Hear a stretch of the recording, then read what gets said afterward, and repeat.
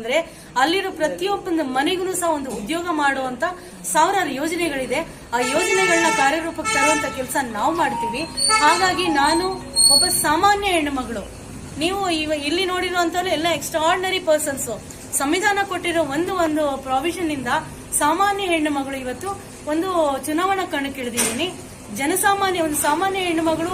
ರಾಜಕೀಯ ಬೆಂಬಲ ಇಲ್ಲ, ಹಣಕಾಸಿನ ಬೆಂಬಲ ನಮ್ಮ ಹತ್ರ ಆ ದೊಡ್ಡ ಮಟ್ಟದಲ್ಲಿ ಇವಾಗ ಖರ್ಚು ಮಾಡ್ತಾರಲ್ಲ, ಪರ್ ಹೆಡ್ ಹಣ ಹೆಂಡ ಇದೆಲ್ಲ ಚೆಲ್ತಾರಲ್ಲ, ಮನೆಗೆ ಇಷ್ಟಿಷ್ಟು ಪರ್ ಓಟ್ ಇಷ್ಟು ಅಂತ, ಆ ಮಟ್ಟಿಗೆ ನಾವಿಲ್ಲ.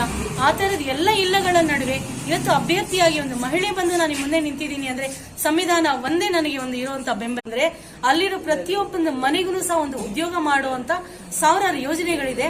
ಆ ಯೋಜನೆಗಳನ್ನ ಕಾರ್ಯರೂಪಕ್ಕೆ ತರುವಂತ ಕೆಲಸ ನಾವು ಮಾಡ್ತೀವಿ. ಹಾಗಾಗಿ ನಾನು ಒಬ್ಬ ಸಾಮಾನ್ಯ ಹೆಣ್ಣು ಮಗಳು. ನೀವು ಇಲ್ಲಿ ನೋಡಿರುವಂತ ಎಲ್ಲ ಎಕ್ಸ್ಟ್ರಾರ್ಡಿನರಿ ಪರ್ಸನ್ಸ್. ಸಂವಿಧಾನ ಕೊಟ್ಟಿರೋ ಒಂದು ಪ್ರಾವಿಷನ್ ಇಂದ ಸಾಮಾನ್ಯ